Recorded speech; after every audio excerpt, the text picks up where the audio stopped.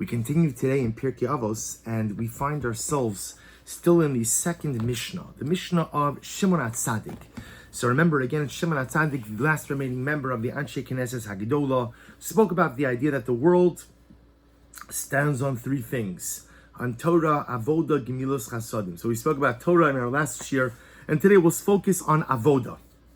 So Avoda, of course, on a most basic level, the Bartanur explains what is Avoda. See, he says, I'll quote to you, he says, Avoda sakarbanos. On a most basic level, Avoda refers to sacrificial service. Karbanos, as they are offered up in the Beis HaMikdash. He goes on, he says, Shekach shanina b'meseches tainus, she'el moli ma'amados lonis kamashimars. There's this interesting relationship that we have with sacrifices. Again, for many of us, it's hard to relate to the true power of sacrificial service, being that we haven't had it for a couple of thousand years. But as the Bartanura points out something amazing, if you notice again, going back in Bereshis, going back to the story of Noach, when Noach comes off the Teve, comes off the ark, the first thing he does is he offers up a carbon, he offers up a sacrifice. And the Pasuk says that when Hashem smelled the Reach Nichoach, the pleasing aroma of the sacrifice, so at the end of the day, that's when he promised, I will never again bring another Mabul. I'll never again bring another flood to the world. So you see that there's a power to sacrifices. There's a power of karbanos. And of course, on a basic level, the power of karbanos is that man takes something material and he places it on the altar of service to God. And there's two lessons in that. Lesson number one is that a person is taking something that is very close to him, my money, my cow, my sheep, and I'm offering it up to God. The greatest gift you give someone is when you take something that's precious to you and you share it with them. But on an additional level, what I'm really doing here is I'm taking something material and I'm lifting it up in the service of the spiritual. I'm taking a behemoth, an animal, which is the paradigmatic example of something that is material. Man, we're also material, but I have a soul. So because I have a soul, I have a strong dynamic of spirituality which courses through my veins. An animal, on the other hand, is all gashmi, is all physical. So therefore, what am I doing? I'm taking something that is purely physical, and I'm putting it on the altar, and I'm bringing it close. Karban is the wording of lahakriv, to bring close. I'm bringing it close to God. And I'm making a dramatic statement. The dramatic statement is that I recognize that even in the material, in this world, there is spiritual.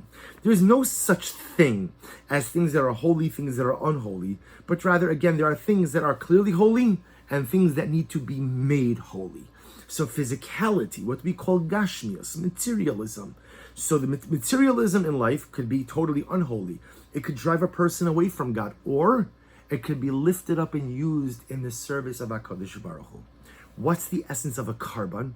The essence of a carbon is I take something physical that could be so mundane, so unholy, and I use it in the service of Hashem, thereby lifting it up, making something that is material into something that is holy. And is that not the very mandate of man in this world? Why did HaKadosh Baruch Hu put us here?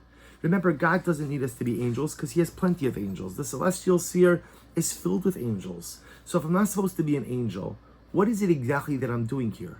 And on a most basic level, my avoda, my job is kiddush hachomer, to sanctify that which is material, to sanctify that which is mundane, to take those things that do not inherently look holy, but to go ahead and make them holy. That's my sacred mission in life. That is my goal as a human being in this world. That is why HaKadosh Baruch Hu put me here. And I have this unique ability. Only man could do this. Malachim can't do it. Angels can't do it. Animals can't do it.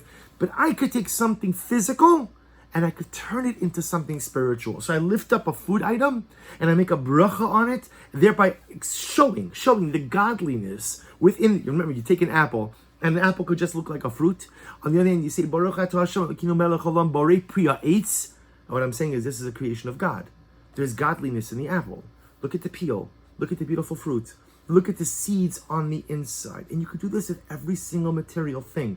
Person has a home. So a home could just be simply a place where I shelter from the elements, or it could be a place of hachnasas archim, hospitality, learning Torah, mezuzah, tefillah, chesed, so many different things. I have the unique ability to take that which is physical and endow it with spirituality. That's the idea. That is the pillar of avoda. So avoda means, again, so that's why the Bartanura says, avoda means avodas hakarbanos, sacrifices. But again, we know it can't just be karbanos, because if that's the case, we're in big trouble. Remember, Shimon HaTzadik is saying the world stands on three things, which then means that according to this approach, if it's just sacrificial service, that means there is one fundamental pillar missing from the world. Now, maybe that's true. Maybe until the Beis HaMikdash comes back and karbanos are restored, there is something that's missing. That's possible. But perhaps avodas hakarbanos is a much more inclusive phrase. See, the Bartanura could have just said karbanos, sacrifices. Avodas hakarbanos means the process of karbanos. And what's the process of karbanos?